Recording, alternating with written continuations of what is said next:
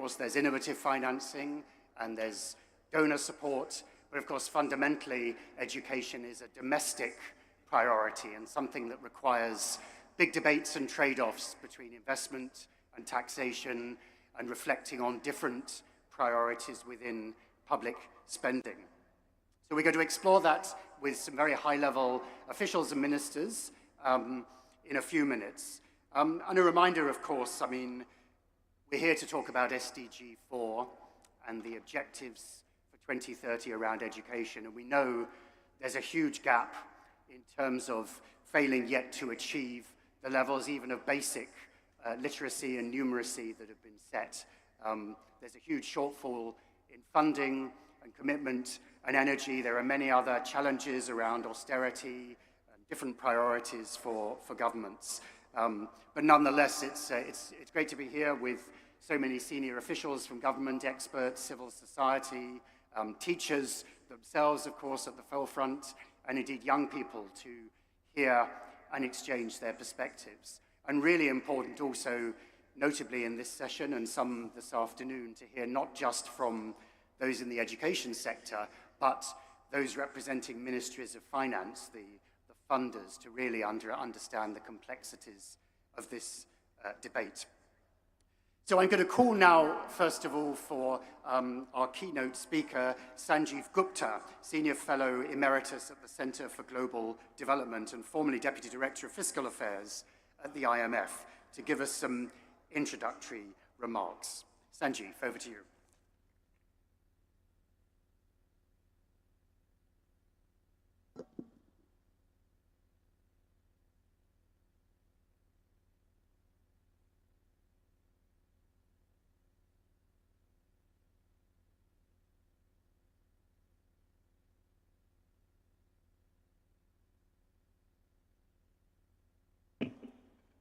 Thank you, Andrew, for inviting me to this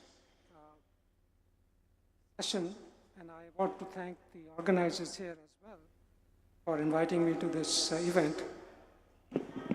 Can you hear now? Okay. Now, this gives me the opportunity to discuss how low and low-middle income countries can create room in their budgets for education spending to accelerate progress on SDG 4. As Andrew said, given the current trends, achieving SDG 4 by 2030 appears increasingly unlikely. Now, what I'm going to say next is well understood, well known to this audience. There is a strong case for investing in education.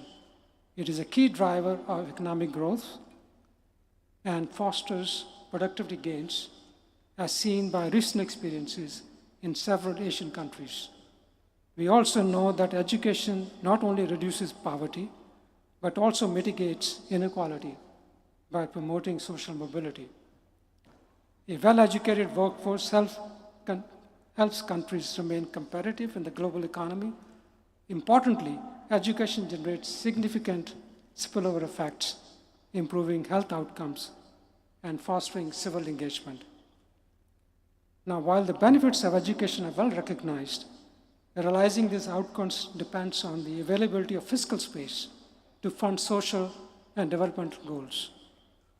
Fiscal space gives governments the flexibility to increase spending on priority areas or reduce taxes without risking access to financial markets or compromising the ability of government to meet current and future payment obligations. Several factors influence fiscal space, including a country's revenue potential, the efficiency of resource utilization, the future spending commitments, such as on pensions and healthcare, and debt management practices. Additionally, the state of the global economy plays a crucial role in determining a country's fiscal space, particularly for commodity exporting nations. For example, COVID reduced this fiscal space for many countries by curtailing profitable exports of commodities. So one common question in fiscal discussions that I've come across is whether social sectors like education and health have their own fiscal space. The reality is the fiscal space economy-wide and the budget available for education and health depends on the overall fiscal capacity of the government and its other spending commitments.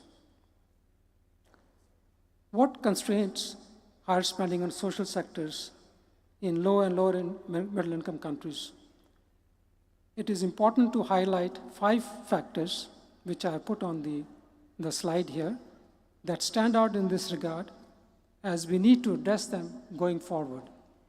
First, debt accumulation. In 2000s, many low and lower and middle income countries benefited from debt relief initiatives, which reduced their debt service obligations and allowed for increased spending on social sectors. However, over time, increased domestic and external borrowing has led to resurgence of debt burdens.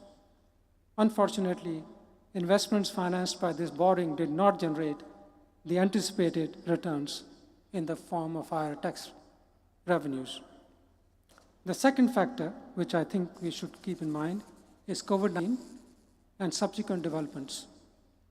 In response to the COVID-19 pandemic, these countries, like their advanced economy counterparts, increased healthcare spending and implemented programs to protect lives and livelihoods.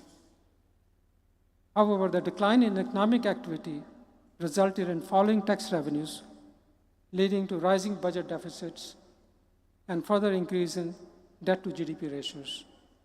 Although the debt to GDP ratios of these countries increased less sharply than in advanced economies, their fiscal capacity became even more constrained. The subsequent rise in interest rates in advanced economies, with US interest rates at 22-year high in 2023, and depreciation of low and lower income currencies following Russia's invasion of Ukraine, further increased interest payments on both domestic and external debt. By 2022, countries in debt distress were paying 3 times the share of revenues in interest compared to advanced economies, with Ghana interest payments constituting 46% of revenues, and Malawi and Zambia exceeding 30%. High oil prices in 2023 further strained the ability to service debt. So these countries have yet to regain their pre-pandemic long-term growth potential, which has a big bearing on the fiscal capacity.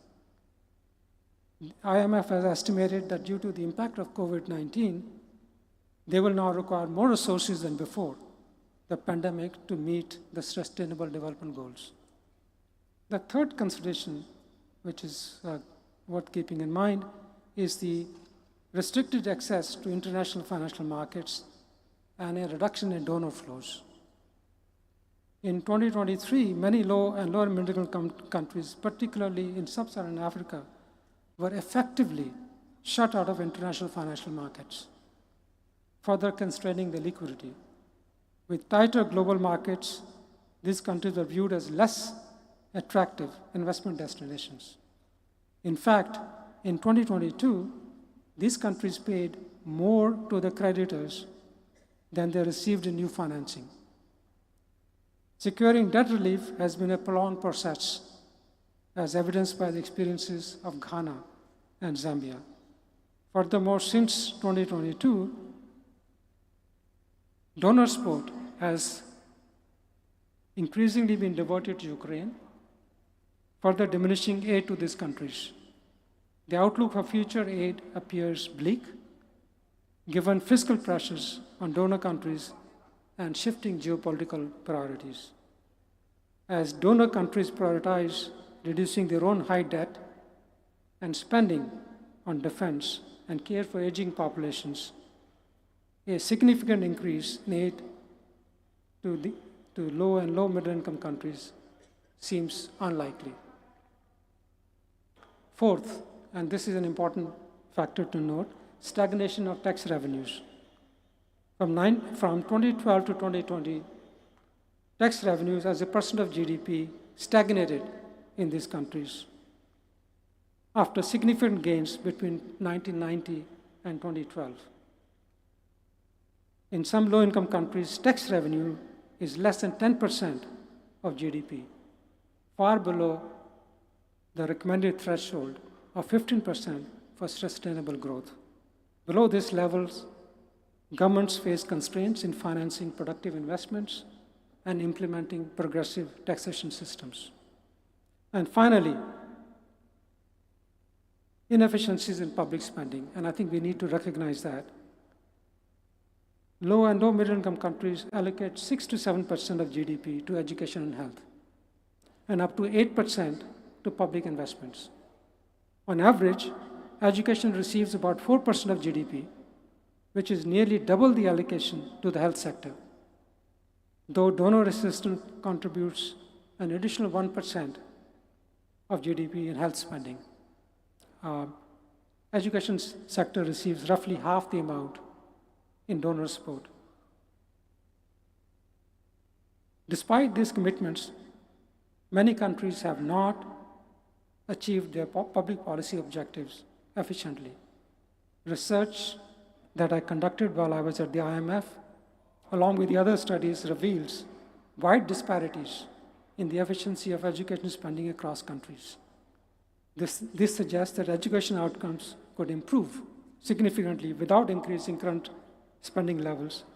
Some countries are spending 20 to 35% more on education than their more efficient peers, yet they fail to achieve better results.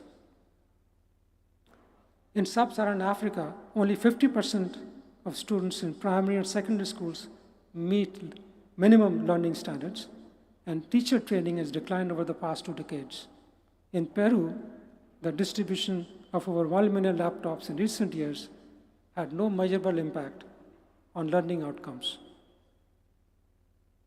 Furthermore, over 1/3 of public investments are wasted due to inefficiency in sub-Saharan Africa, a serious issue given the region's urgent infrastructure needs. Additionally, energy subsidies, which disproportionately benefit wealthier households in these countries, require reassessment. In 2022, global fossil fuel subsidies reached $7 trillion, with almost 80% attributed to underpricing of environmental impacts, while explicit subsidies doubled since 2020, constituting 18% of the total subsidy amount. A recent increase in the budget share allocated to military spending in several countries is not helpful, with shares ranging between 8 to 10%, the highest being in the fragile and conflict-afflicted states. So what should these countries and international community do to expand fiscal space for education in these countries? First, enhancing tax collections. IMF estimates that these countries could raise their tax ratios by 1/3 to 1/2 through tax system and institutional reforms. Of course, this will take time, but there is a potential. Key areas for revenue generation include broadening value-added tax base, which has been weakened by exemptions and reduced rates, and reforming personal income and capital taxes, including on interest, dividends, and capital gains. Second, rationalizing public expenditure. Improving the quality of public services is essential for increasing tax compliance. Without visible enhancements in delivery of service, public support for higher taxes is unlikely to grow. Estimates indicate that rationalizing public spending could generate savings of up to 3% of GDP annually on average. Government should prioritize reallocated resources to areas that can improve education outcomes, addressing regional imbalances in teacher-student ratios, and improving the mix of spending between teacher salaries and non-wage inputs like teaching materials and teaching training. This approach would also help ensure parity across regions, directing education funding to low-income areas and reducing dropout rates. Third, effective debt management. Maintaining a balanced approach to debt management is essential. These countries must manage short and long-term debt maturities carefully, smooth out debt service schedules, and monitor interest rates to avoid excessive reliance on volatile international rates. Fourth, international support for financing. Several low and lower middle-income countries face large principal repayments on external debt in the coming months. As noted last year, they paid more than they received in new financing. While many face temporary financing challenges, their debt remains sustainable. For them, the international community must facilitate increased financing on reasonable terms. For countries requiring debt restructuring, the process should be expedited. Finally, designing temporary fiscal adjustment programs. That is an important consideration to keep in mind. Given the extent of fiscal imbalances in these countries, it is crucial to design temporary fiscal adjustment programs that protect essential spending on education and health for achieving the SDGs and transitioning to climate-resilient economies. So in conclusion, while we know how to expand fiscal space for education, achieving it requires discipline and political will. Simply hoping for more fiscal space for sector is not enough, especially when donor funding has become increasingly constrained. Falling interest rates in major economies should ease pressure on these countries. That said, governments must act by effectively utilizing the policy levers that are available to them. Thank you.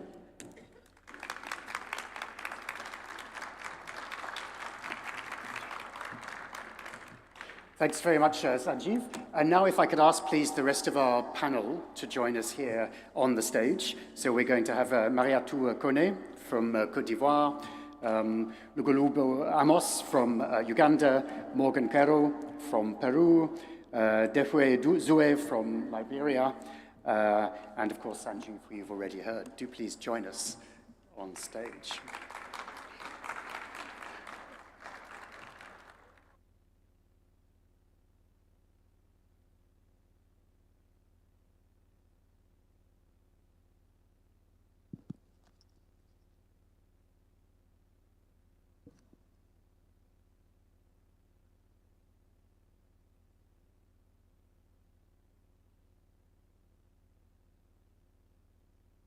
Excellent. So thanks very much for joining us, panel. So we're going to talk initially about the benefits of education and investing in education. And as perhaps if I turn to you, First Minister from Côte d'Ivoire, we heard from Sanjeev there about that tension, the challenge around. Problem with translation? On a entendu par les ministres des problèmes de comment on fait les questions de choix entre l'éducation et les autres dépenses d'État. Alors dites-nous un peu sur quels sont les investissements les plus importants pour l'éducation et comment vous faites l'argument quand vous parlez avec le ministère des Finances, par exemple. Pourquoi investir en éducation par rapport à tous les autres services publics? Comment vous faites cet argument? Oui, comment vous faites l'argument? How do you argue with this? So that we have this case for education. How do you justify that?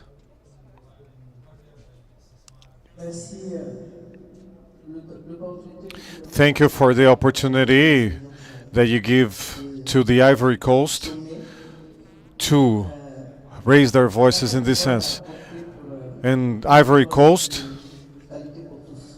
we want to have quality for all. So in this sense, we have to obtain the progress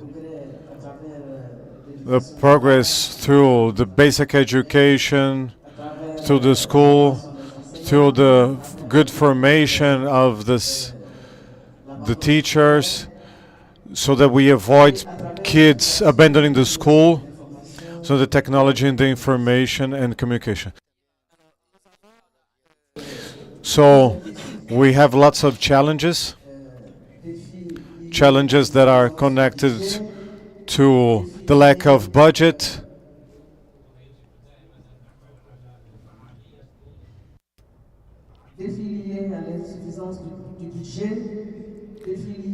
Well, this lack of budget, which is connected to the populational growth and resources, management of how those resources are allocated, with the priorities of different sectors competing with each other, and vulnerability in crisis situations. So, about all of this, then, given this context, what do we do to start a valid dialogue with the Ministry of Finance? Well, we have a graph here which helps us to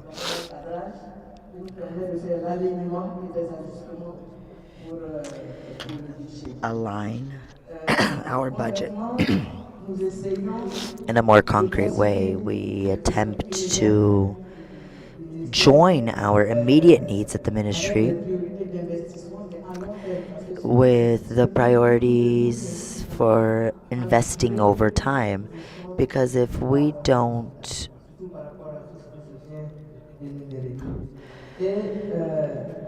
carefully look at timing, we run the risk of not reaching these results. So based on that, based on this budgetary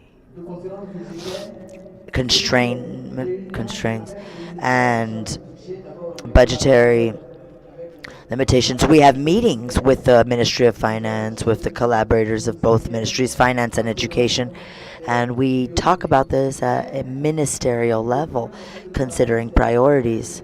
But one of the issues we face is that the National Ministry of Education has its priorities, but the Ministry of Finance has to take care of all of the ministries. So we're competing with health, with social security, with defense and security. So that's what we try to do when we identify the needs into short and medium term and define our investments over time. I'm going to stop here. Any other questions? So we were talking about, hearing from the perspective of the education ministries, but tell us from the perspective of the finance ministry, and as we were hearing the tensions, the trade-offs between different priorities, how can you decide, what are the tensions you face, and how far can you prioritize education compared to those other areas of public fiscal need? Minister Ramos.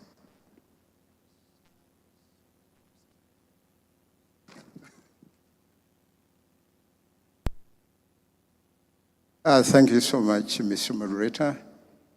Let me begin by appreciating our organizers for the warm hospitality that we have had so far, and for this very informative and educative meeting. Now, I want to appreciate the area presenters because they have tackled most of the issues. In our case, in Uganda, we have a number of competing national priorities. And these priorities are clearly articulated in our 5-year national development plan. In that plan that is extensively prepared and with a lot of consultations, we agree on our national priorities. So from that long list of priorities, we come down to a short list of priorities. And these national priorities, therefore, include the investment in integrated infrastructure. On top of the list, you have the maintenance of peace and security. You all know that we have been enjoying peace and stability over the last 40 years, but before then we had a lot of instability. So we value quite a lot the maintenance of peace and security. Then human capital development is another critical priority, and in human capital development we cover things like health, education, and sanitation, including water for sanitation. And then we have energy development, including hydroelectric power investment and oil and gas exploration and investment. And then finally, a critical priority is the one that we cannot run away from, the debt servicing. But I need to emphasize that Uganda emphasizes and prioritizes education in its national budget. Our total budget for this current financial year is 72 trillion Uganda shillings. But you note that out of that 72 trillion, discretionary resources amount to 26 trillion. That is after offsetting debt servicing and other fixed expenses that we cannot run away from. So 26 trillion is available for allocation to different sectors. Out of this 26 trillion, 6.2 trillion, which is 23.6%, is reserved for education. That is after debt servicing, as I mentioned, and other fixed expenses. So you notice that 23.6% of the discretionary resources is available to emphasize the importance of education in our system.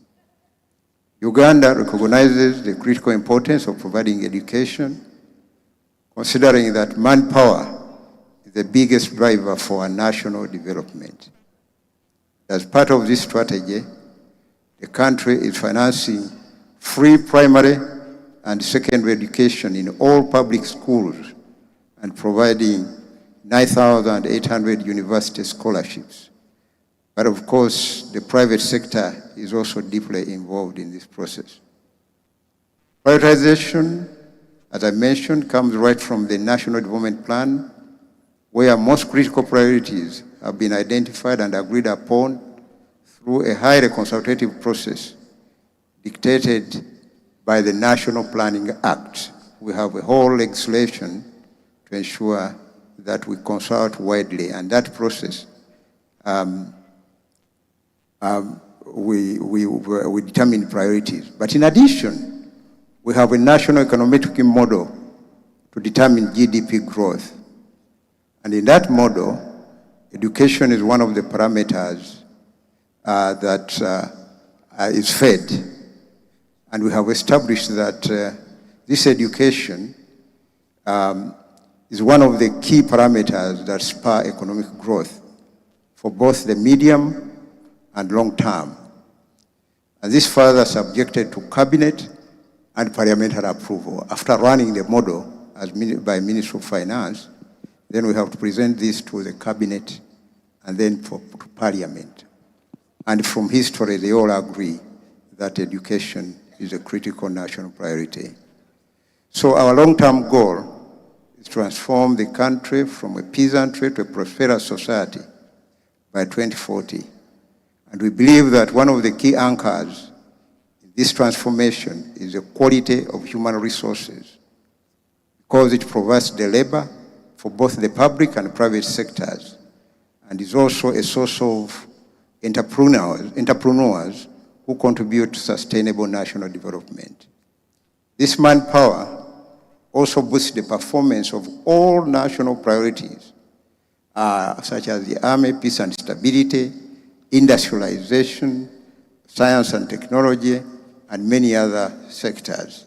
Minister, sorry, I'm going to have to interrupt you because I need to get to all the others, but I'll certainly come back to you in a minute from the discussion. But let's hear, if I may, from Peru now. So we're switching between Ministers of Finance and Education. So Mr. Cuero, I mean, tell us a little bit more about the challenges you face in making the case for education when you're trying to drive investment from the government. Thank you. I want to apologize myself because my English is very bad, so I will make my speech in Spanish. Y quiero iniciar agradeciendo la presencia de la ministra de Educación de Costa de I Marfil. want to start by thanking the Minister of Un Education. placer estar aquí con usted. Agradecer también la presencia del señor ministro de Economía y Minister of Finance and Economy. In Uganda, the Vice Minister.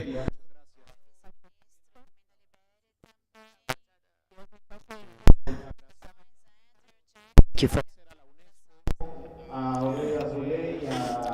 I want to thank Azule and Stefania Giannini for the invitation also to be here. No hay nada más político que el presupuesto. There's nothing more political than a budget.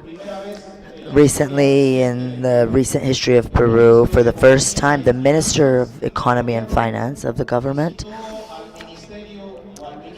provoked the Minister of Education and to come to the Ministry of Finance. So this had never happened in the last 25 years of democracy in Peru.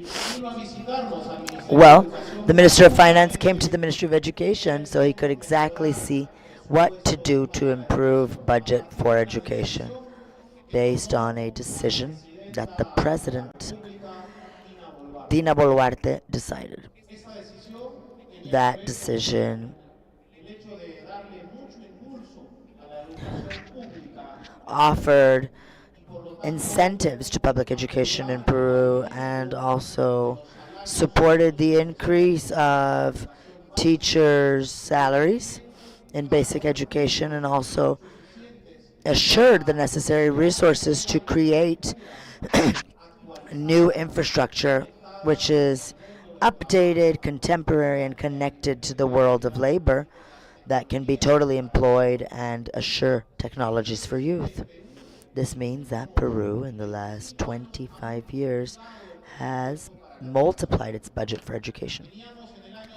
In the year 2000, we had 2.5% of GDP invested in education, and today we have presented to the Congress a budget for 2025 which suggests 5.1% of budget for education. That's a record for Peru. It had never happened before. So we had seen small increases the budget for education, but it's thanks to the President of the Republic that today we have this chance to increase the budget at this level. In this government, we have also invested strongly through a mechanism, an original mechanism that Peru developed, which is an international contract that the government celebrates with other governments, G2G, with the United Kingdom, and with the expert support of a education company from Finland to develop 75 new schools, from primary school to secondary schools that need to be totally equipped with professional education as well. Peru has invested $150 million without any debt to make this project move forward. These schools are built quickly. In less than 10 months, you have a school that costs a bit more but allows us to see the delivery of results come much quicker and also helps us to deliver to the communities, to students and to children much quicker. In the next 5 years, we will see 700,000 children benefiting from these schools. And in Peru, we also have additional financing from the private sector that comes from the mechanism of tax breaks where companies can decide to build infrastructure or offer services, provide services for infrastructure for education, and they exchange this with the state. So instead of paying the state, they get a chance to directly invest that money into education or infrastructure for the country. And In education, well, education is the sector that is most moving forward in our mechanism of employing tax breaks for investments in education. So with these two budgets and then the other $300 million that will arrive in the next few years, we also have a mechanism for building schools and supplying schools thanks to PPP, so public-private partnerships, which allow us the chance to offer the services and also offer the budget so that in the next 20 years, schools can be kept up and full education can be offered to the children. Minister Luo, Liberia. We heard earlier from Sanjeev about the constraints of debt service, around the different priorities, around the challenges of tax revenues. Give us a sense of the perspective as you see it, when you're trying to balance those priorities, and to hear the special case from your colleague in the Ministry of Education. Thank you very much. I want to first start to say that we appreciate UNESCO to have selected Liberia to be on this special panel, and our appreciation to the government of Brazil for the warm reception. The speech from Guta, it was a wonderful one, and I can see clearly that it captured all of the challenges in all developing countries. For Liberia, to address the issue of education, the president of Liberia, he got elected on the platform called Arrest Agenda. He got 6 priorities, and that is agriculture, rule of law, education, and tourism. So putting education as the top priority, and as we develop the National Development Plan, we are not just considering the issue of education outcome, but we're looking at education comprehensively to ensure that there will be a cross-sectorial resource mobilization and development, in the sense that we are not just going to be targeting the budgetary appropriation from the national government, but we're also looking at budgetary appropriation from the local level. In this case, the country also has a national strategy, which of course is a 5-year strategy besides the National Development Plan, to ensure that, to improve the education outcome. The challenge that every country faces, even Liberia now, is the issue of debt. Currently, Liberia has 56% debt to GDP ratio. At this time, even the next fiscal year, as we prepare in the budget, out of 800 billion revenue projection, we have a forecast of 328 million debt service, meaning we cannot afford that. So as a country, the best thing to do is to look for other alternative sources of financing because of the social pressure. Education is very key. Without the labor force, there's no way you can grow the economy. On this note, as part of our SDG 4 strategy, the government has decided to establish what we call National Education Fund to complement whatever support that comes from donor partner from the national budget. In the sense that we currently have what we call road fund. The road fund collects taxes from imports of fuel, and that also has helped to improve access to road development. And therefore, our next strategy is to establish a road fund, despite all the debt service obligation, that special tax base is created to ensure that we finance education. And there are 3 proposals on the floor right now as we debate it and have to take it to the national legislature. One option that there to finance education is to use either taxes from energy, SR taxes from energy, or registration from all subscribers. And another option is to use, remittances, charges from remittances, to see how best we can use it to finance education. And these scenarios are actually being worked on right now to see how best to finance education. Because our debt service, our debt burden is so huge that by the time we focus on the small revenue generation, we cannot service the challenges we have.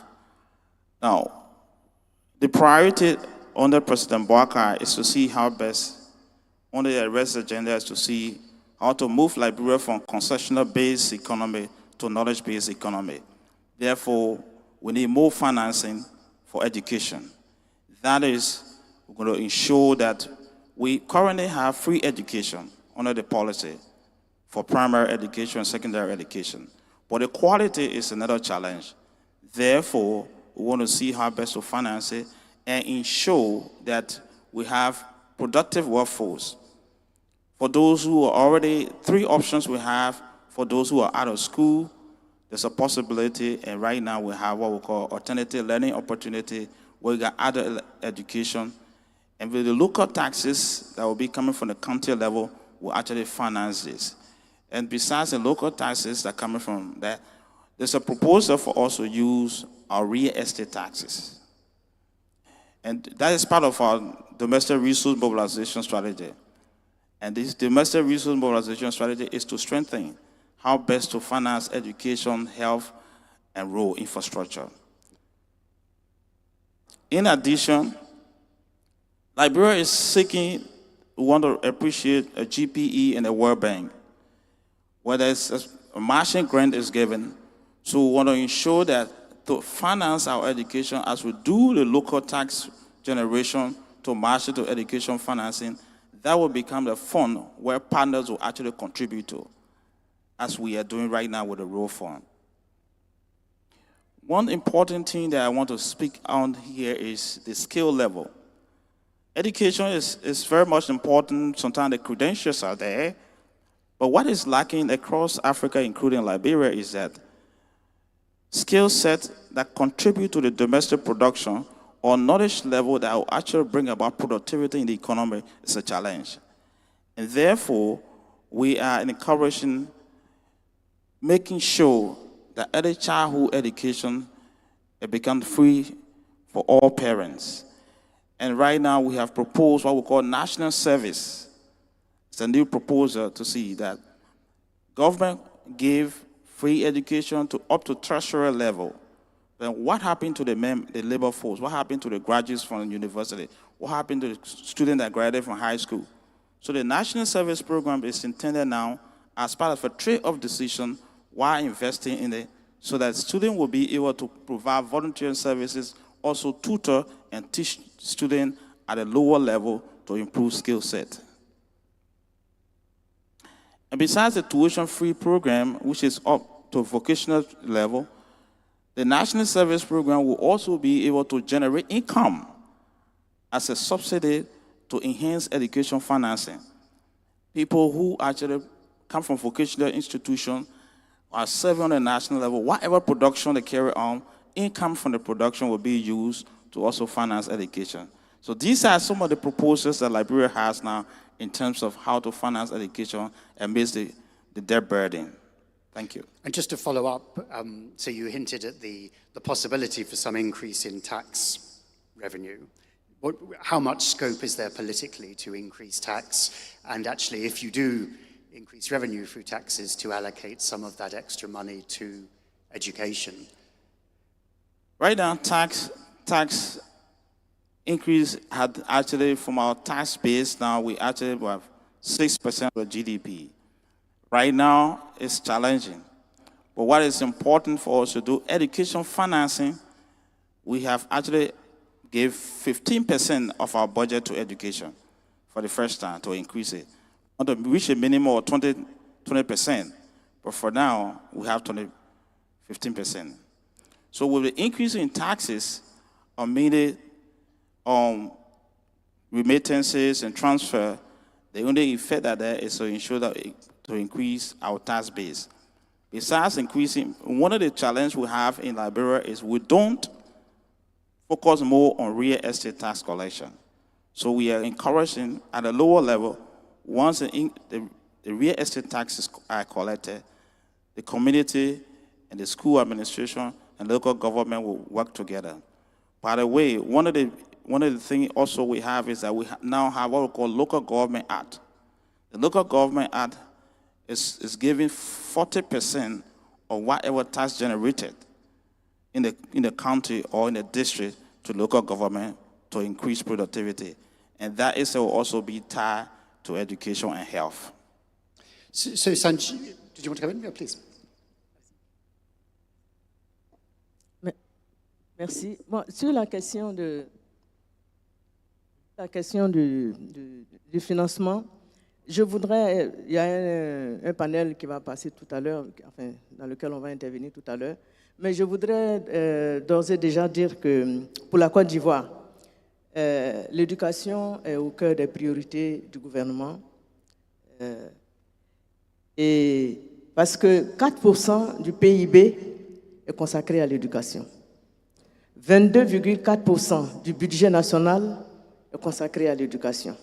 Malheureusement, il y a 75% qui sont consacrés au salaire. Alors, pour rencontrer le ministère des Finances, la Côte d'Ivoire a 2 grands documents. Nous avons le plan sectoriel de l'éducation et puis nous avons surtout un document stratégique qui est issu de consultations nationales que la Côte d'Ivoire a eues en 2021 grâce au soutien de l'UNESCO et en collaboration avec plusieurs partenaires. Nous l'avons appelé les États généraux de l'éducation nationale et de l'alphabétisation. À l'issue de cette consultation populaire participative et inclusive, nous avons un document qui montre 4 grandes priorités.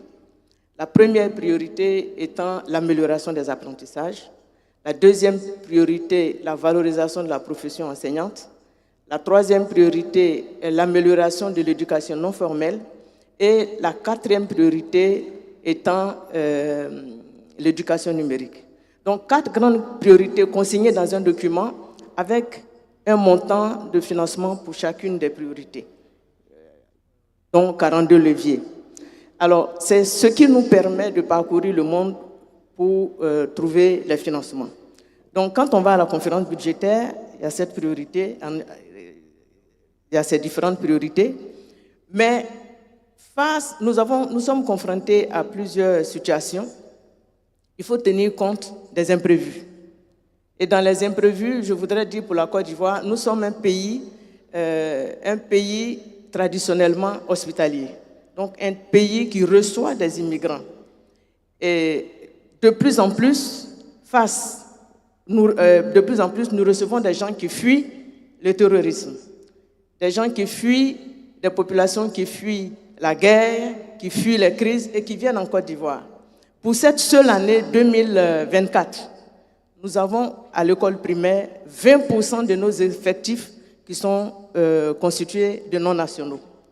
Nous devons les prendre en compte puisque nous avons l'école pour tous, obligatoire pour tous sur le territoire national. Au secondaire, nous avons 7,4% d'enfants qui viennent justement de ces familles fuyant les crises, le terrorisme et tout ça. Alors, face à ces imprévus, qu'est-ce que nous avons? Terrorism and these things. So it is not enough sometimes, 24% still. So we have to try to look for innovative financing. What do we have? We have the redistribution of debt. We have a model. We have a partner, bilateral partner, which is France, another model, and also the United States. We have partnerships, public-private partnerships. We have lots of cocoa, coffee, so the chocolate industry follows us.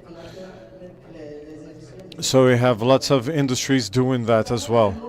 So we have another tip, which is co-financing with worldwide partners for education, co-financing, multipliers. And after that, we have financing, access to results. So every time we have a result is with multilateral partners. Every time we have a new result, we have supplementary financing. So this is really interesting to follow the government with the education thing so that we can So the four big priorities we have. Those tensions around the trade-offs and trying to make the special case for education. But give us a sense of the comparison, Sanjeev, with health, with climate, some of the other budgetary priorities of governments. You know, how similar are the tensions, or how different are the tensions and the arguments for education compared to those other areas of need? Thank you, Andrew.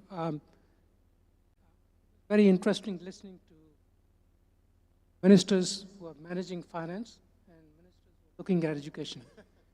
Because people looking at education are focused on the education sector, while they are looking at priorities across the economy. So in some sense, they answered your question because they were concerned about having enough resources to pay for debt service and then make allocations depending on the priorities. And we should keep in mind that budget allocation process is inherently political. And in the case of education, already education is getting twice as much as health on average in most of the countries. And when I go and meet with people working on health policy, they don't understand why they don't get as much. They would like to see more. So, 4% for education compared to other sectors is not a small amount. What is important to discuss here is how can one get the best out of those 4%? How can we improve the quality that we can give to the people from that 4% of 4% of GDP resources that are being allocated to education sector? Because ultimately, if you're looking for growth in in education budgets over time, you need to grow the tax base. The tax base will grow partly if people are convinced that they are receiving good services. In fact, there are a lot of studies which show that tax compliance is better when people receive good services from the government. So I think we have to make sure that we provide good services to the population so that revenue goes up. Also, there's a whole lot of potential. You asked that question, Minister from Liberia, about what is the potential for revenues. The potential for some countries can be up to 5 to 7% of GDP. Over time, of course, and that's a huge potential. But it is something which requires difficult political decisions. If you look at what happened in Kenya and Nigeria in the last couple of months, Kenya presented tax reforms. There were riots and they were withdrawn. Nigeria, they tried to reduce the subsidies. They couldn't on petroleum. So that makes me wonder whether countries will be able to embark on tax reforms given the political climate. So, but without the tax reforms, you're not going to be able to create the base for sustainable spending on education and health and other priorities. And as I mentioned in my presentation, what has changed in the last couple of years is the country is spending more on military. And it's, if I look at the average shares, they have risen to 8 to 10%. 8 to 10% of the budget, which is quite a large share. If you go back to the 90s, the military spending had declined because of the peace dividend, but it started to surge again. So there could be various reasons. You heard Minister from Uganda saying that security is important. You need military spending for that, but it takes resources away. So essentially, we need to keep in mind that there are a lot of pressures, and then I didn't discuss, and you raised that issue about climate transition. We know the estimates, how much money countries need, but where is the money going to come from? So far, there's very limited resources which are flowing from outside. So there is a whole lot of tension, and when there is tension, education sector will have to compete. And to be able to compete, they have to make a case for more resources. And I think that's, I think I should conclude there, and thank you for asking. So, Minister Amos, going back to you and thinking about that context, what do you see as the potential both for increasing taxes domestically to help education and also mobilizing resources in other ways, including externally? What could be the ways forward to increase investment in education? Thank you so much. I think the first thing is to leverage what we have, particularly looking at the potential for expanding our economies. Because we economies that have a lot of potential, which for a long time has not been tapped. The first thing to do is to synchronize our resources and direct those resources towards the expansion of the economy. And in Uganda, this is what we are doing. When you look at our prioritization logic, we're actually putting at the center the issue of value addition. And since we started implementing this strategy, we are observing improvements in our debt to GDP ratios. We are looking at them coming down because of faster growth in the economy. And there's a strong relationship between revenue collection and the size of the economy. The more the economy expands, the more revenue you collect. Secondly, the issue of tapping into enhanced tax administration. Because you are in a situation where you have been experiencing a lot of hemorrhage, a lot of leakages within the system. So when you strengthen the system, particularly like using digital solutions, tightening the laws, reducing informality in the private sector, because we are in a situation where the informal sector is bigger than the formal sector. And it's like that because many people are trying to run away from taxation. You know, so you impose systems that require that the informal sector actually gets on the tax register. We have employed all these measures, and we have seen growth in our tax revenues. And the more, you know, we mobilize resources through enhanced tax administration, through expansion of the economy, you know, the more resources that we get at our disposal, both for debt servicing, but also for financing critical sectors such as education. Because as Mr. Gupta indicated, the international market, financial market has increasingly become very sophisticated, very high interest rates, you know, and it's not a source for us to mobilize resources currently. And concessional lending has also declined tremendously. So the option that we have been having at our disposal is domestic borrowing, but which is not also very sustainable. So we have to really look at every available opportunity within our means to mobilize more resources. And of course, that is not to say that we ignore the idea of raising more tax measures. There are other tax measures relating to increases here and there where it is found necessary. But of course, we are mindful of the backlash from the communities that you are taxing. You know, so you have to go slow on that one. But certainly, these are areas that we go into at the same time. So the whole issue is trying to make sure that we broaden the scope of tax collection, reaching out to more people, you know, deploying more human resources.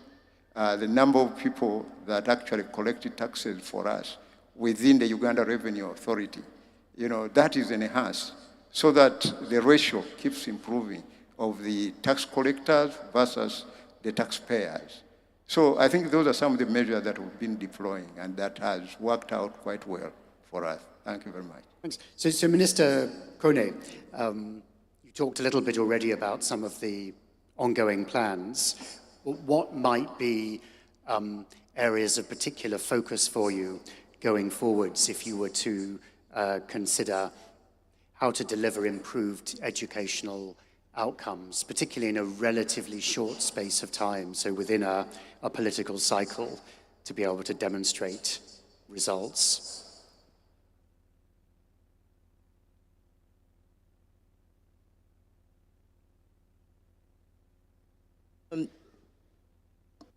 Pardon, parlant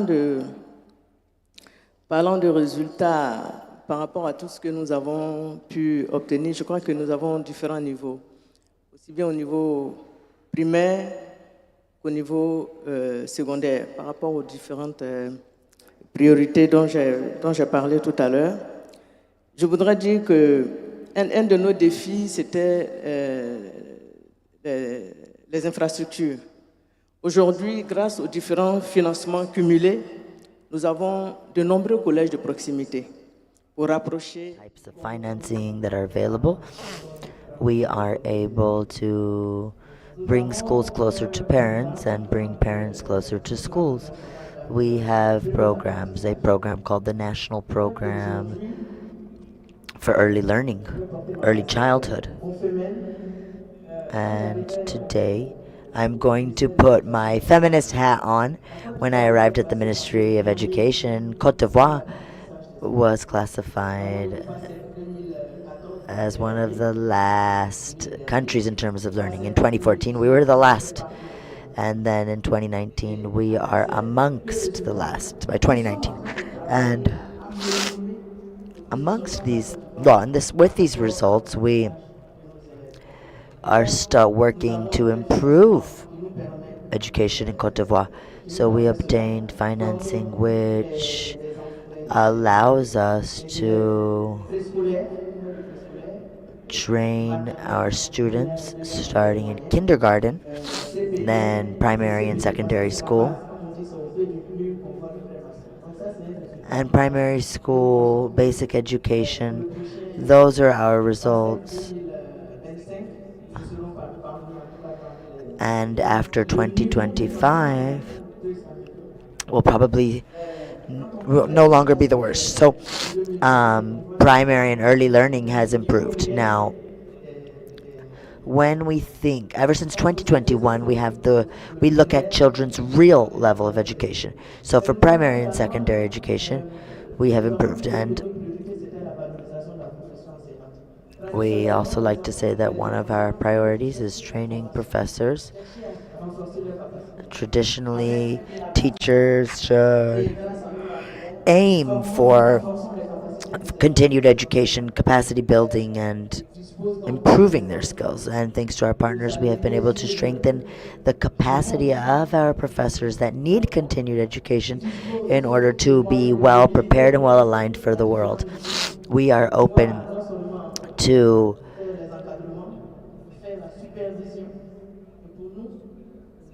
not only frame and supervise these levels of education. And I think those are the first two examples I would share with you. Similarly, Mais si je peux terminer sur la question des finances, je voudrais vraiment qu'on essaye de comprendre qu'il faut optimiser. Je veux qu'on prenne trois choses sur la question des finances.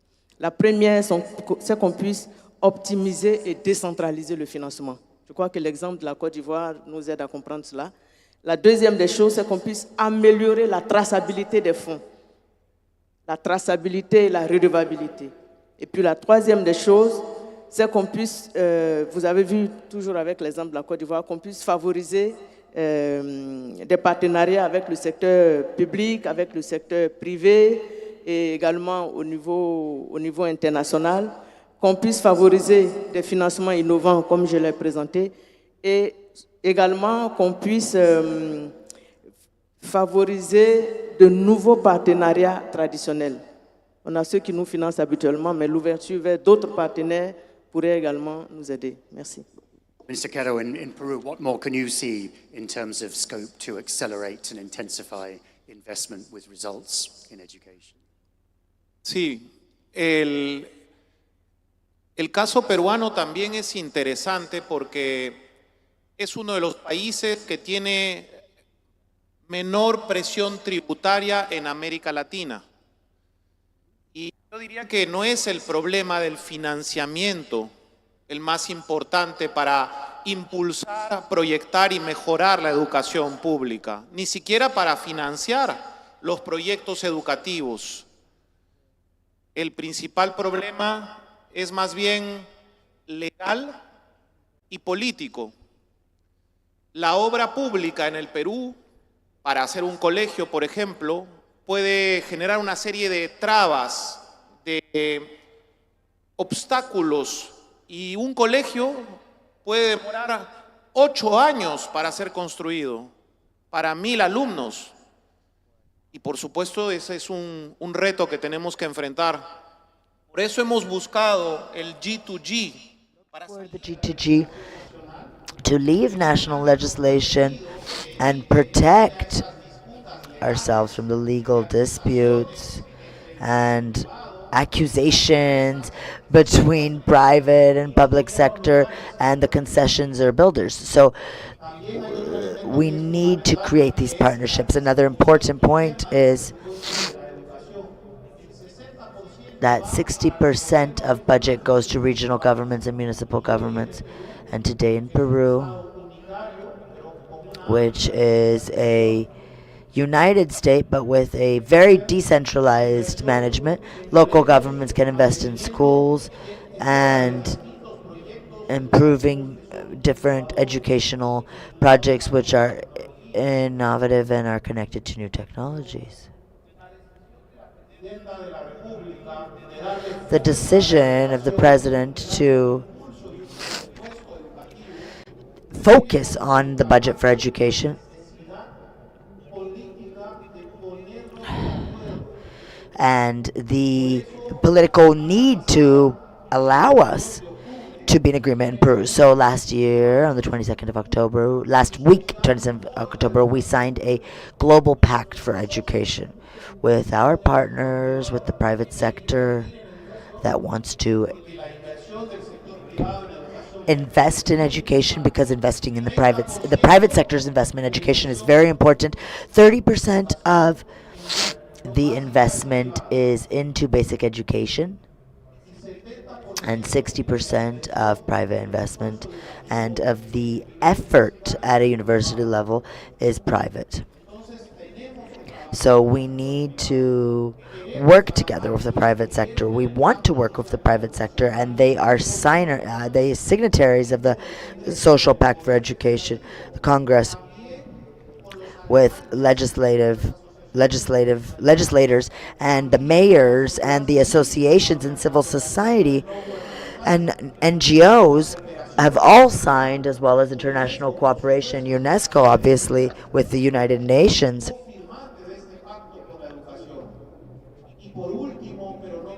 And last but not least, with the teachers' unions. I think the teachers have to be part of this mechanism, and so do parents and families. So to support this decision from President Dina Boluarte, this year Peru will grow 3.6% of its GDP, offering stability, economic stability, financial stability, and legal stability to the country. The decision needs to be based on the social pact for education, so we can move forward at least for education. We're almost out of time, unfortunately, but just a final word. Give us a challenge, perhaps, for this community about what more could be done to bring together ministers of education with ministers of finance, with multilateral finance organizations to kind of trigger a greater debate and action around investment in education. This is, in my view, a lot would have to be done by the countries themselves. Of course, international institutions and the markets will have to provide financing. The constraints that their countries are facing will have to be dealt with. But a lot would depend on countries themselves. And So we know what the problems are. And the issue is, are the countries in a position to act? And I recognize countries face political and other constraints. But at the same time, I think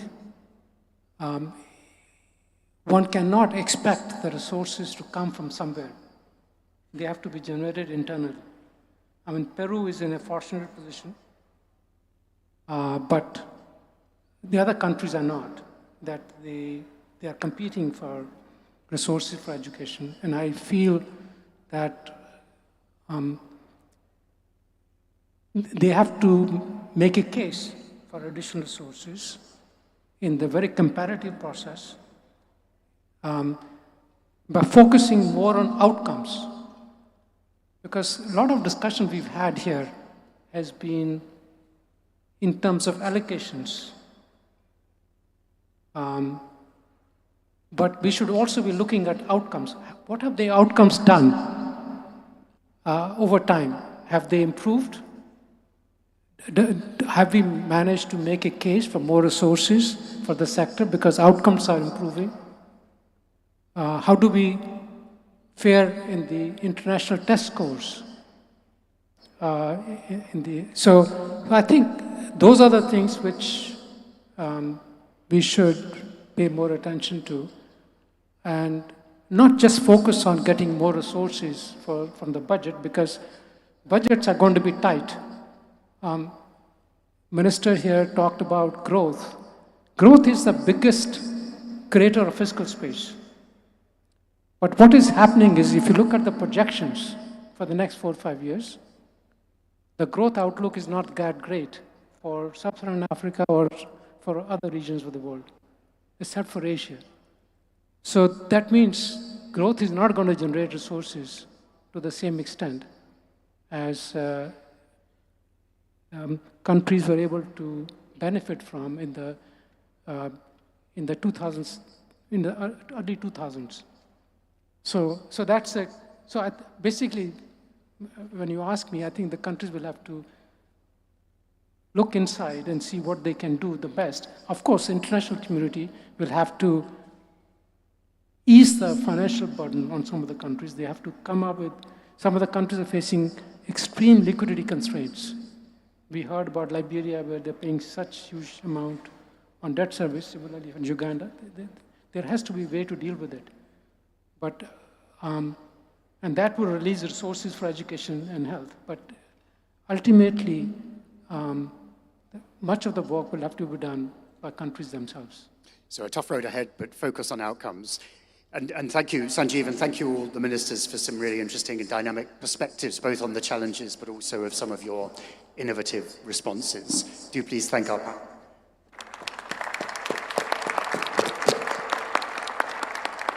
Thanks. And now I'm going to call for a final address on Stefania Giannini to talk a little bit about the importance of education as a critical investment in the future. Stefania.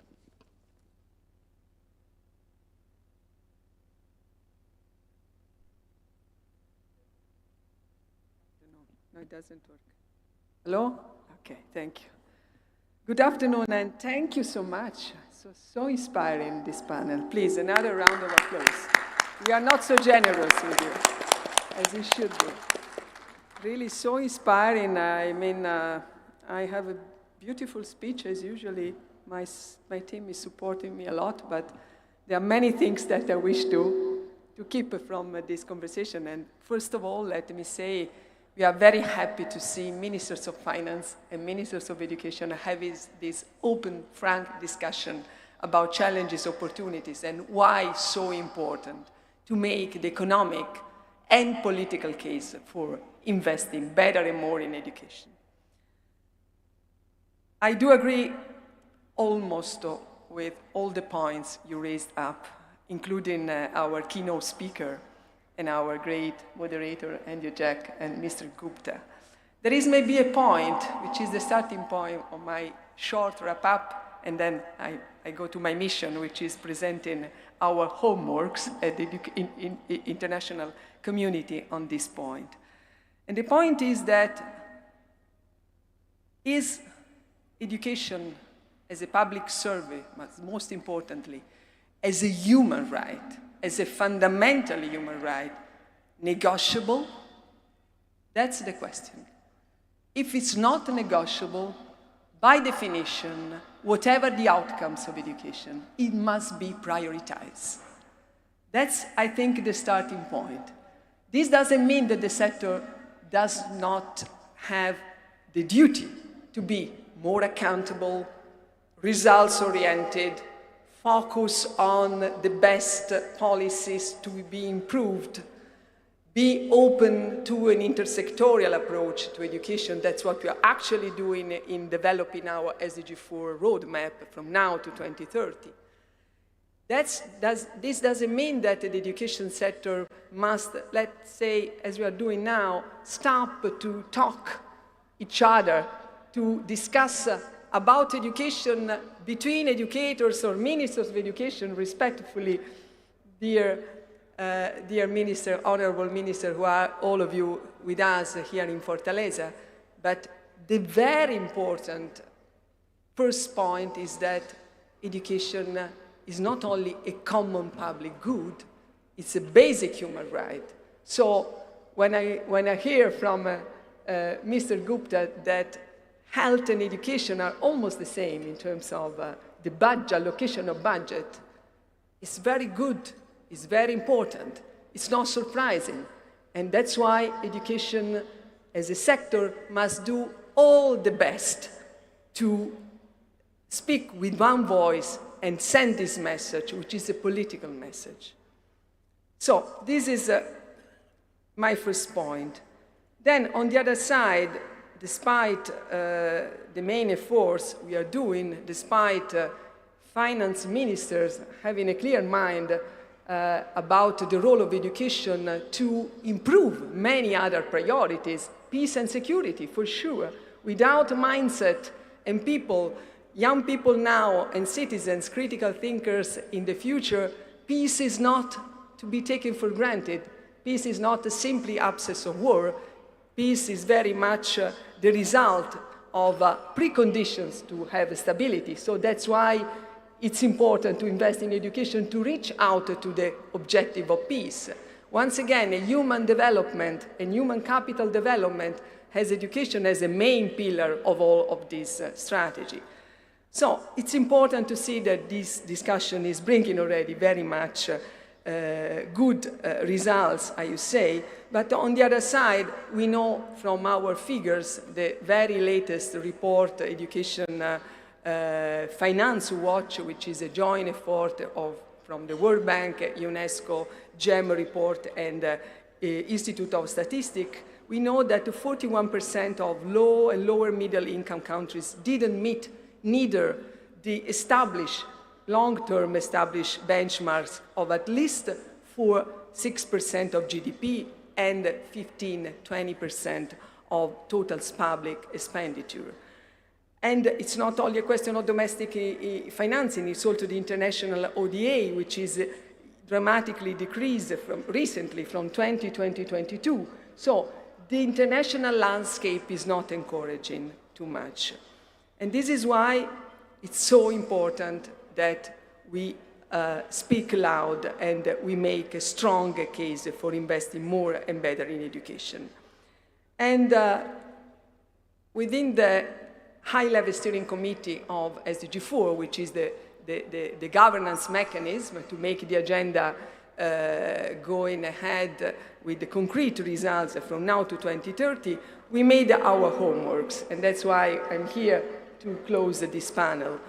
At this critical juncture, a working group within this high-level steering committee, many members are here, and I wish to take the opportunity to thank warmly all of them, has prepared a new narrative on the need to invest in education, collating key information from recent publication from all partners, UNESCO, UNICEF, FCDO, USAID, the World Bank, IMF, GPE, and OECD, among the others. And there are two main objectives. Number one, to reach out to a wider audience. than the education community. This is the most important objective. And second, to make concrete evidence, to provide concrete evidence to make the case for why investing in education is crucial here and now, and not something that we can delay in the future. And the main strategy of this common narrative remains the same: to develop sustainable funding approaches for education, including all the measures that Mr. Gutpa just mentioned as let's say, remedial actions to the challenges that you also showcase. Mobilization and tax reforms, fiscal policy reform, debt management and restructuring, deployment of innovative financing and new forms of collaboration to increase the volume and the quality of funding in the long term. And this includes, crucially, also the efficiency of expenditure. This crucially includes the question of being sure that there is no spread, there is no, let's say, inefficiency in public spending in education as in many other sectors. So this narrative is now available. You can see here on the screen. I kindly invite you to download through the Q code. And most importantly, I invite you all to use this narrative, in your work, in your advocacy campaign, in all the different contexts where we have to repeat this important point. As a fundamental human right, education is not negotiable and should be prioritized. The Vice President of Brazil told us a very important, and many other things yesterday, an important message. Politics is about making decisions for sure, but most importantly is about making choice. And I think that this is the best choice. And Minister Quero, you just said, nada es más político que el presupuesto. And this is why we are here with Minister of Finance and Ministers of Education, the very first time, if I'm not mistaken, in a global education meeting. I hope is not really the last. Thank you so much, and please use this, the future at risk, why investing in education is critical, here and now. Thank you so much. Thanks very much, Stefania. And just a reminder then, this afternoon there are going to be 4 deeper dive panels around financing and education, on domestic resource mobilization, on innovative financing, on efficiency and equity, and on debt sustainability. So do please engage and participate in those this afternoon. But now we're going to break for an hour and a half, 2 hours so for lunch. So do enjoy that. Thank you very much. Education's in the air. Ooh, another meilleur. Education's in the air. Ooh, another meilleur. Education's in the air. Ooh, another meilleur. Education's in the air. Ooh, another meilleur.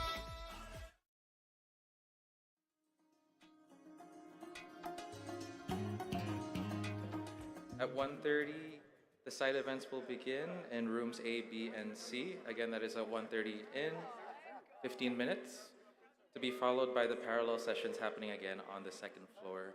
And we look forward to seeing you there. Have a great rest of your day.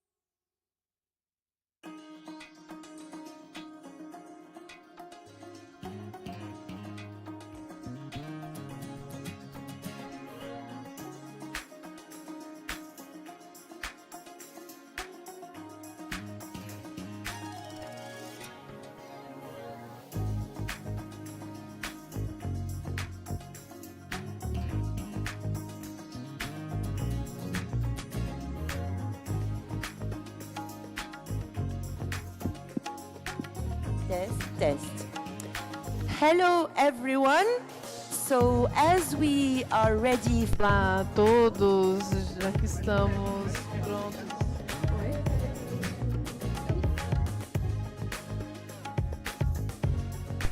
Closing segment. Chers participants, nous sommes maintenant sur le point de lancer la session de clôture dans la salle plénière. Nous vous invitons à vous y diriger. Nous allons adopter la déclaration de Fortaleza.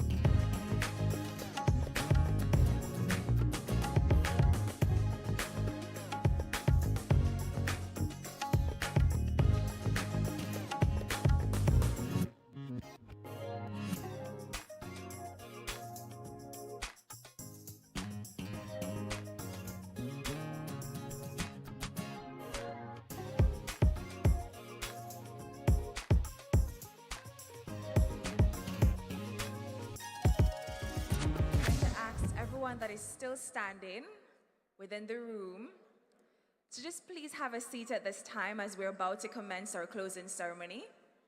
Just to repeat, everyone standing inside the room, you absolutely don't have to at this time. I know some of you may have to. So just please have a seat at this time as we're about to begin our closing ceremony. And it plans to be exciting, so you don't want to miss it.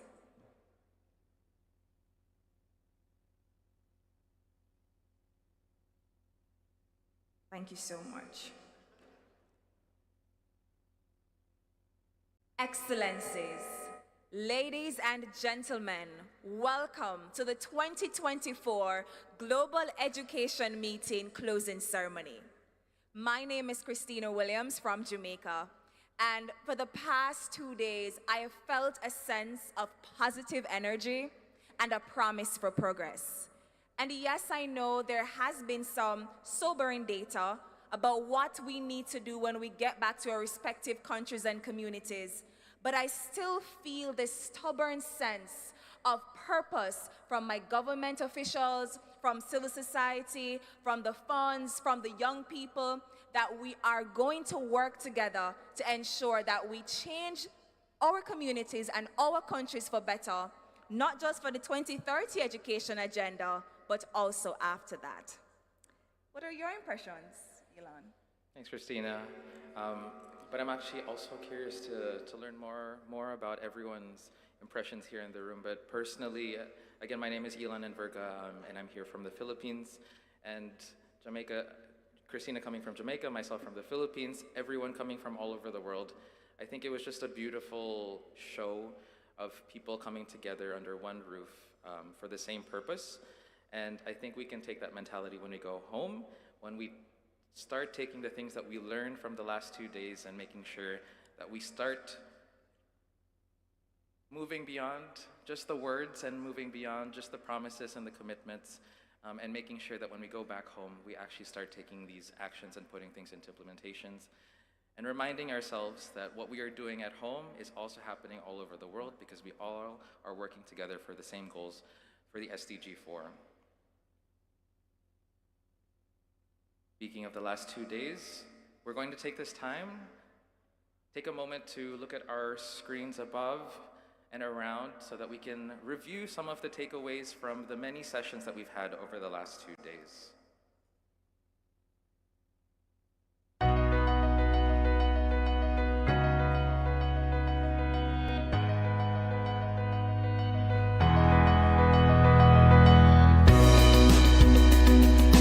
To start, we had our cross-sectoral perspectives on education.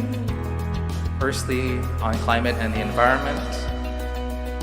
We focused on equipping all learners for climate action, focusing on strengthening multilateral and cross-sectoral collaboration, and of course, building climate-resilient education systems. Next, we had our amazing session on peace and human rights, making sure we took a holistic approach grounded in social justice, recognizing different knowledge systems, making sure that we co-create and ensure meaningful representation. Next, we had our session on science, technology, innovation, and digital transformation, where we looked at making sure regulations were more agile, ensuring access to digital equity, and of course, increasing investments to the science of learning.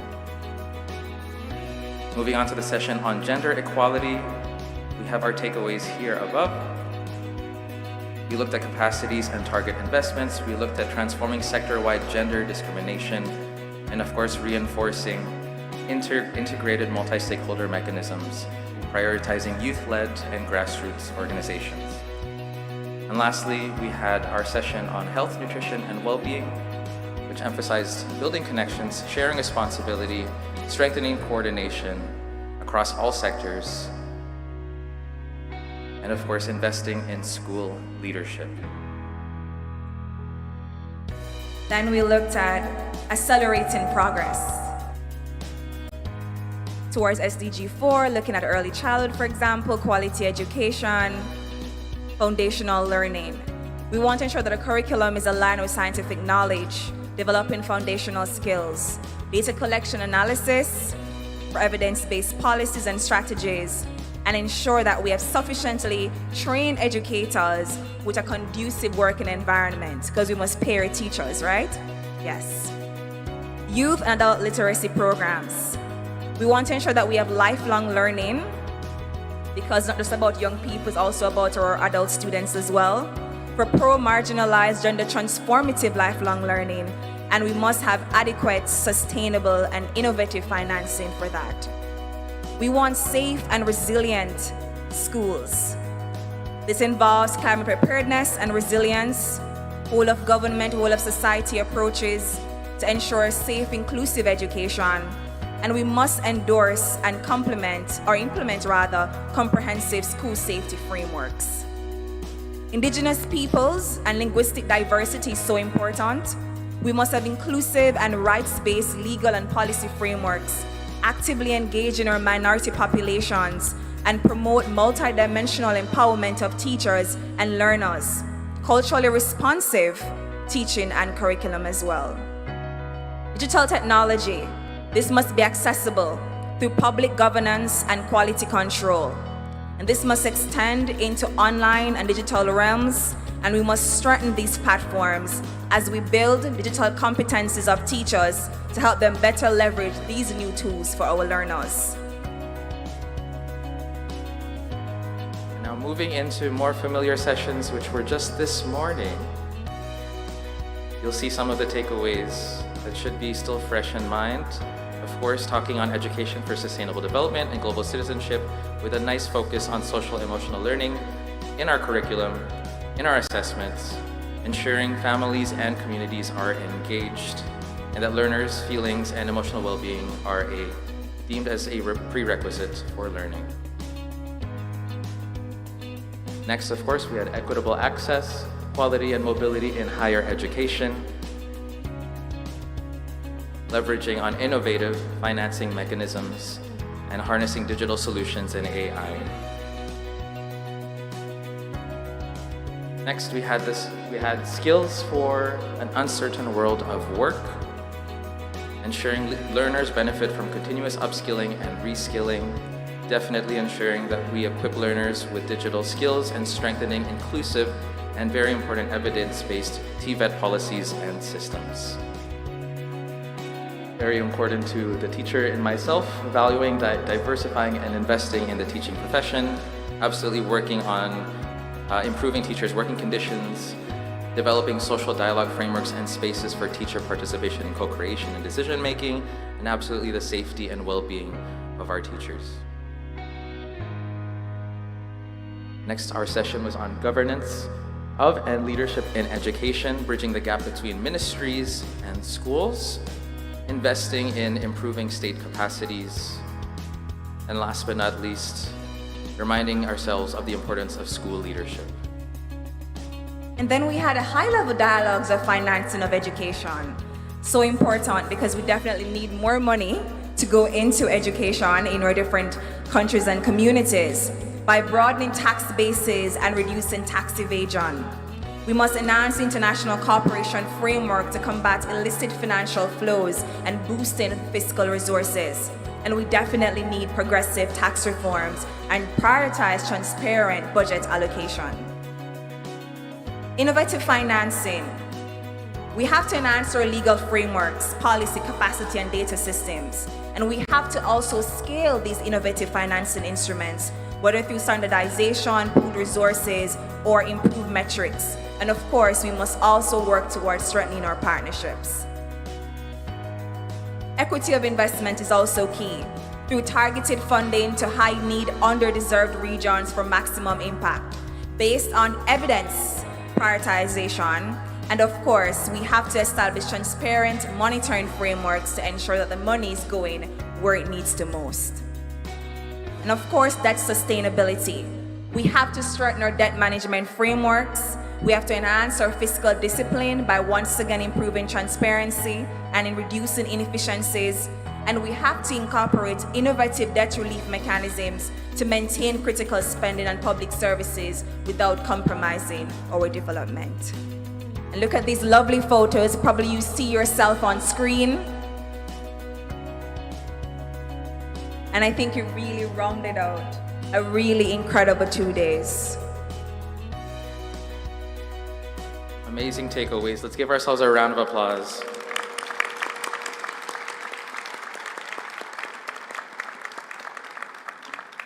It is now our honor to invite the UNESCO Assistant Director General for Education, Stefania Giannini, to the stage. Let's give her a round of applause. As well as the Minister of Education of Brazil, Mr. Camilo Santana. Yes. Well, they're already here beside us, but still a round of applause for their presence. Thank you so much. And now we would like to call ADG Stefania to the lectern for her remarks.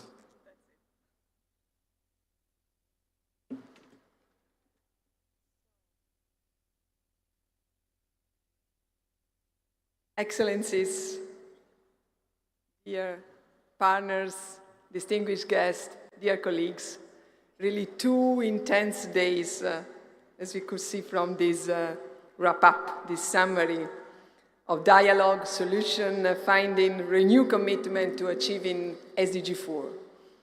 And first of all, I would like to reiterate our deep gratitude to the government of Brazil, the state of Ceará, and a special thank to you, Minister Camilo Santana, for your leadership, for your commitment, for the strength, the energy you are bringing to this international community, and for hosting so graciously all of us in this beautiful city of Fortaleza for 2 days, the global capital for education, and also beyond these 2 days, of course. Please, another applause to Minister Santana. Well, this meeting, as we all know, comes at a critical moment for the global education community.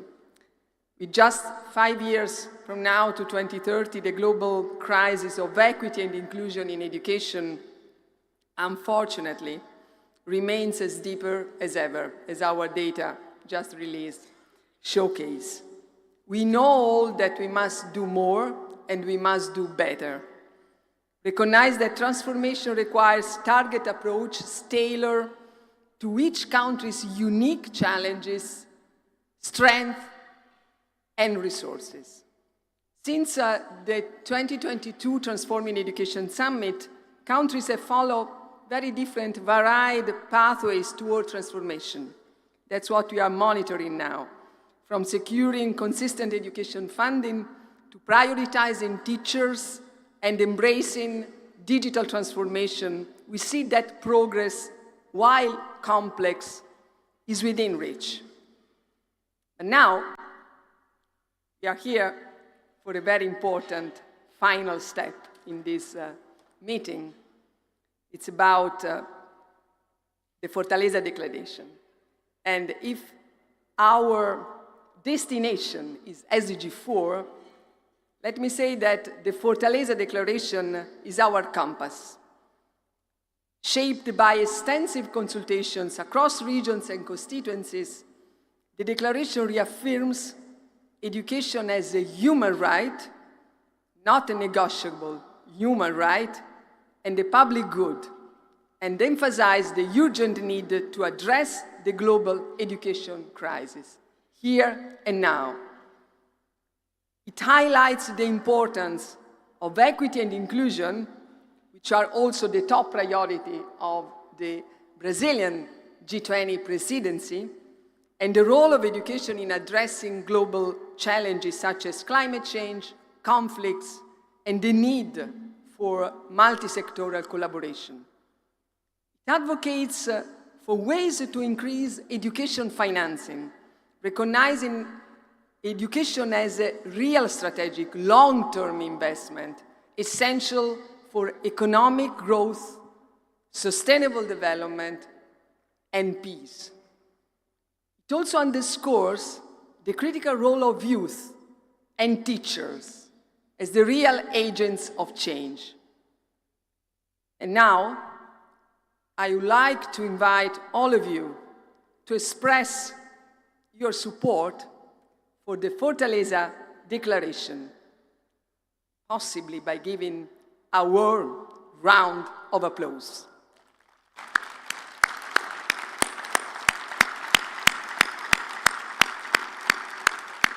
Thank you so much. Thank you so much. 2 days that have shown us many paths that, you're already wonderful masters of ceremony already summarize everything, but let me mention some figures. 51 ministers, 94 country delegations, and over 650 participants have actively made this conference a very live laboratory for ideas, for solutions, and most importantly, to design the next steps. And let me say that now, Minister Santana, myself, and all of us count on all of you to carry these messages from Fortaleza to many other important milestone events, especially next year, the 4th International Conference on Financing for Development, the 2nd World Summit for Social Development at the end of the year. But before that, Minister Santana, you say that in 2 weeks in Rio de Janeiro, Brazil is going to host the summit of the G20 summit, where leaders, heads of state and government, under the leadership of President Lula, will take important decisions. And we do hope that the Fortaleza Declaration is going to be carried on to that important step. So, continue. It's the end today of this meeting, but it's the beginning of another important part of our common pathway. I thank you very much. Viva Fortaleza and viva l'educazione.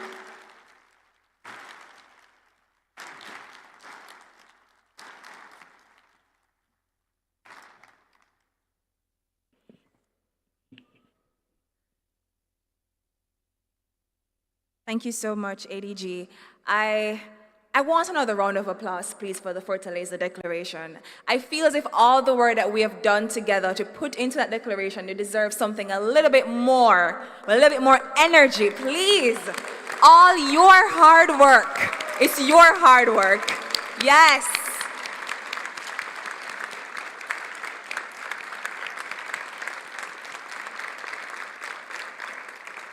That sounds a little bit more well-deserving. Thank you so much. At this time, I invite Minister Santana to pronounce the closing of the 2024 Global Education Meeting. Please, Minister. Thank you.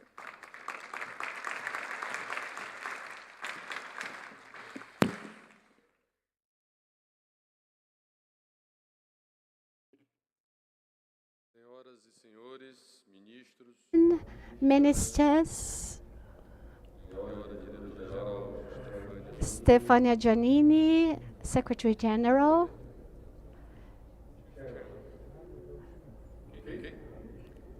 can you hear the translation all right?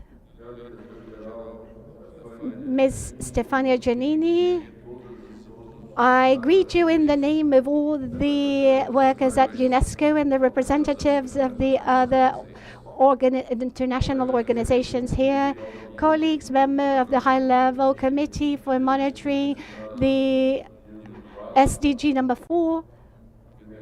I would like to greet Paula Alves de Souza, the permanent representative of Brazil at UNESCO, the authorities present here, members of the staff that organized this meeting, ladies and gentlemen.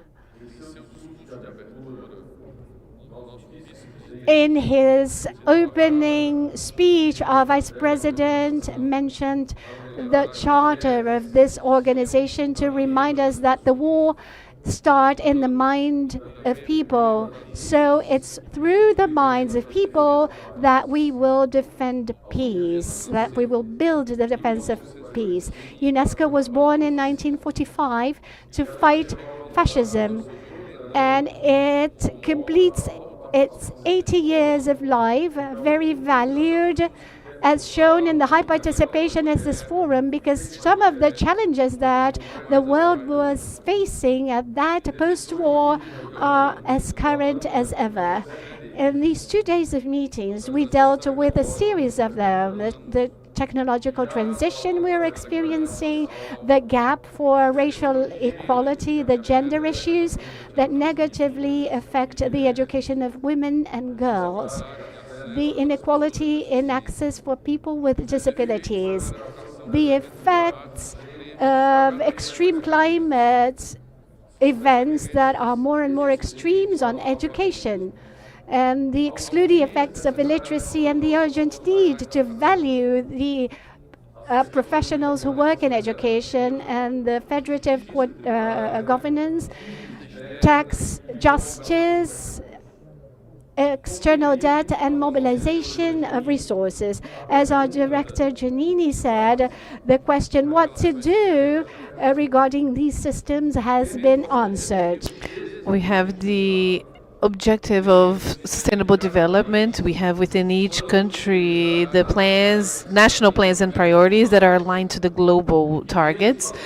What we came here to do is debate how to do this, because in how to do, that's where we need to advance. And many here showed that they have good practices and lessons that they learned and need to be shared. One of the points in this debate that I would like to highlight is that universal policies are important, but they're not enough when our histories include centuries of exclusion and differentiated treatment. Brazil, being one of the countries that utilized enslaved labor, can speak about this. If we don't analyze the specific situations and designing policies that get to the root of the problem, we will just continue the perpetuation of these issues. And we can't face cultural diversity as a problem. It should be an opportunity. And I'd like to highlight a sentence from the Declaration of Fortaleza. Increasing the investment in education is not just a moral imperative, it's also an economical and a strategical necessity to accelerate the advances, keeping in mind all of the sustainable development goals. Now we need to all go back home and work even harder. Fortaleza is proud of being the world education, the global education capital for this week, and we will not forget this. Global education is extremely important. Thank you.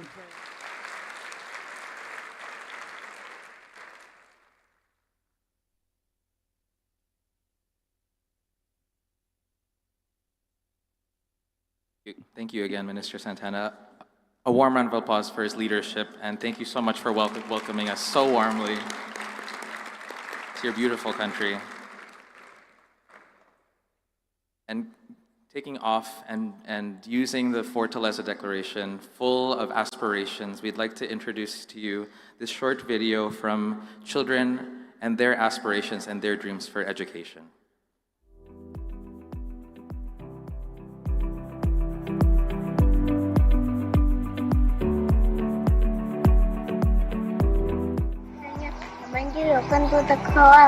أنا بتمنى إننا نكون اشتغلنا أكتر على برامج الذكاء الاصطناعي. នឹងមានសៀវភៅច្រើនសម្រាប់ឲ្យខ្ញុំខ្ចីយកទៅអាននៅផ្ទះជារៀងរាល់ថ្ងៃ Tôi mong muốn chúng tôi như một phòng trung tâm nghiên cứu khoa học kỹ thuật hiện đại.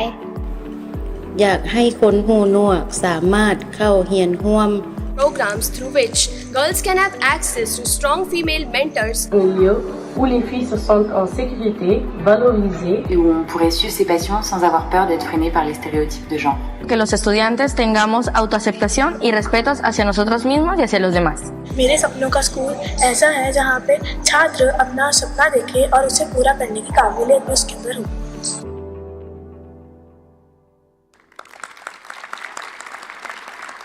And let us remind ourselves, it is up to us to make sure that their dreams become reality. We have now come to the very end of the GEM 2024, and we would first like to ask you if you are so grateful for being here for the past 2 days, yes or no? Yes, and if you're grateful, please give a warm round of applause to our organizers, UNESCO, the government of Brazil. Thank you so much for your hard work. It seemed smooth on the outside, but behind the scenes, there were so many people working so hard, and they deserve another round of applause. Nice and loud, like we appreciate all their efforts and all their time. Thank you so much.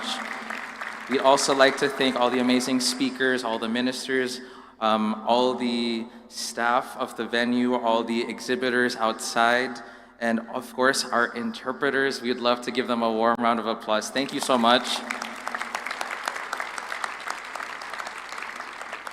And last but not least, to the 650 participants of the Global Education Meeting, to you, again, the ball is now in our court. It's up to us to make sure we make these aspirations, these commitments into action. So please give yourselves a round of applause for all the work that we are going to embark on moving forward. I think you've said it all, really, Elon, but I'll just add that I really hope we're leaving really fired up, yes, full of energy to go back, because I think that the tasks that we had to have ahead of us to try to achieve a little bit more of the goals before 2030 and beyond will require that energy. So I really hope that that fire I saw in some of those parallel sessions and the side events will continue beyond today. And if you're able to get a little bit of rest after returning home, please get it. But then let's start the work Monday morning right after that, because we do have a lot of work to do. And at this time, I'd like to invite the high-level steering committee members and members of the Sherpa to join Minister Santan and ADG on stage for a photo opportunity at this time. And then I will ask my ministers of education to just be waiting in the eaves, because a minute after, we'll be inviting you on stage as well. Oh wow, it was not planned, but you know what the music means, yes? Some dancing. So I expect all my members coming up to show us a little bit of energy, that energy that we'll be doing the work when we return as we get up on stage.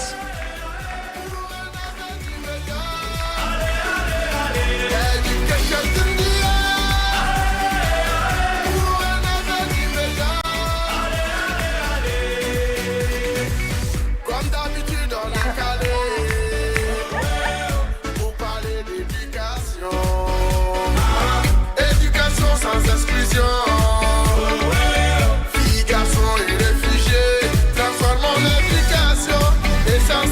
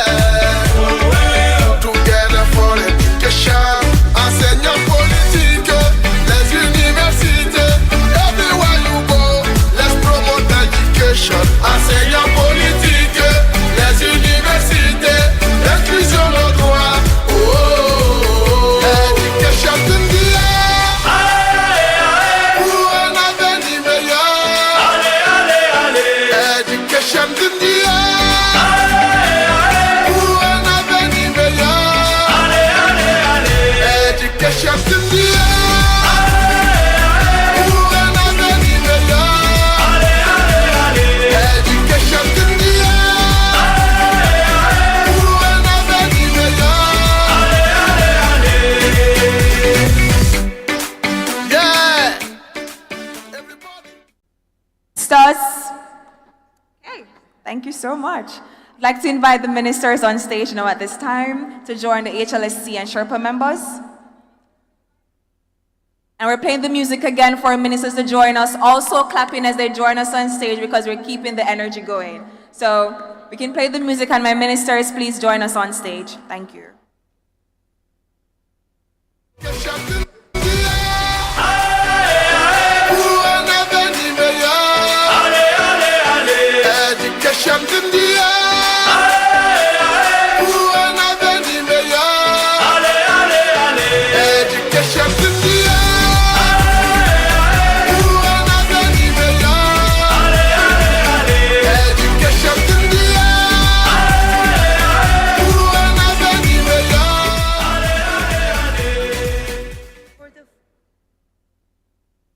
For the group photo, just to have everybody on the photo, please, if you can get one closer to the other so that we create a compact group. Thank you.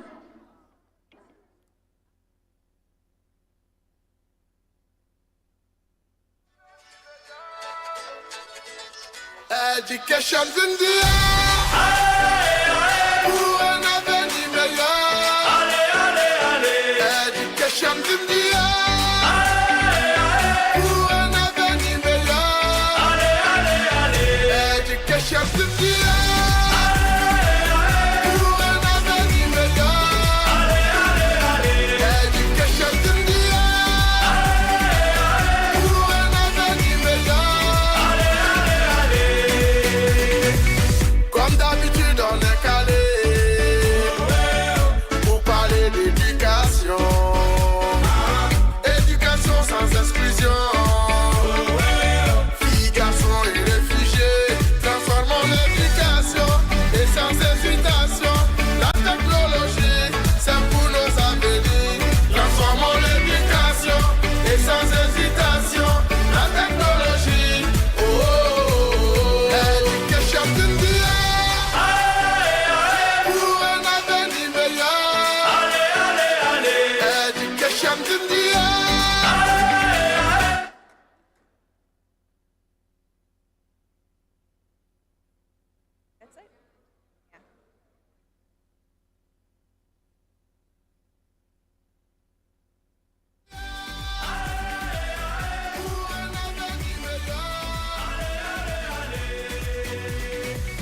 Talking about education,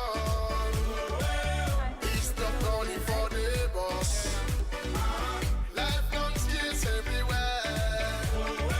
Together for education. Enseignants politiques, les universités. Everywhere you go, let's promote education. Enseignants politiques, les universités. L'inclusion, nos droits. Oh, oh, oh, oh. Education in the air. Pour un avenir meilleur. Education in the air. Pour un avenir meilleur. Education in the air. Pour un avenir meilleur.